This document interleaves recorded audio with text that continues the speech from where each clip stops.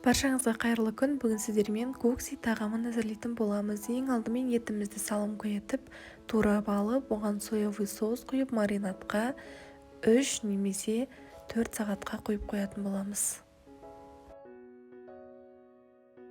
Аз ғана тұз саламыз. Бетін жауып қойып қоямыз. Енді жұмыртқадан блини дайындаймыз. Ол үшін 3 жұмыртқамызды жарып, аздап тұз саламыз, жақсылап араластырып, қызып тұрған табаға май қойып, жұмыртқа пісірген сияқты жұқалап құйып пісіріп аламыз. Екі бетінен де.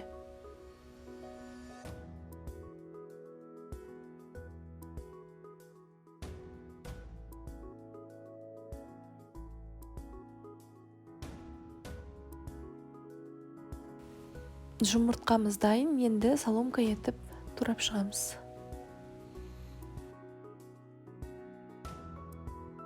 Енді жаңағы маринадта тұрған етімізді қызып тұрған майға салып қуырып аламыз жақсылап. Жақсылап қуырылғаннан кейін бұрыш, паприка, тұз, қалауларыңызша дәмдеуіштер қосып қуырып аламыз. Енді лапшамызды пісіріп аламыз. Ол үшін қайнаған суға тұз салып, осындай немесе кез келген спагеттиді қолдансаңыздар болады, салып пісіріп аламыз.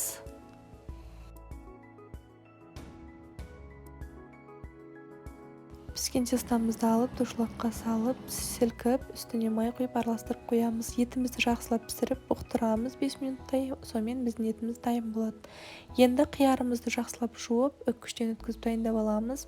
Помидорымызды соломка етіп турап аламыз. Енді сорпасын әзірлейміз. Қайнап тұрған суға соевый соус құямыз. Мен 3-4 қасықтай құйдым.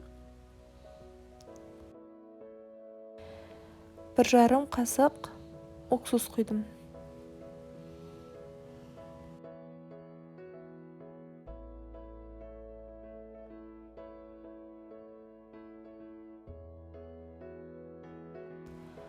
Шекер саламыз 3 шай қасық.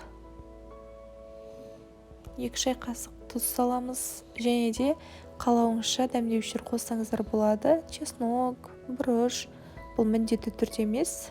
Паприка, өздеріңіздің ыңғайларыңызға қарай.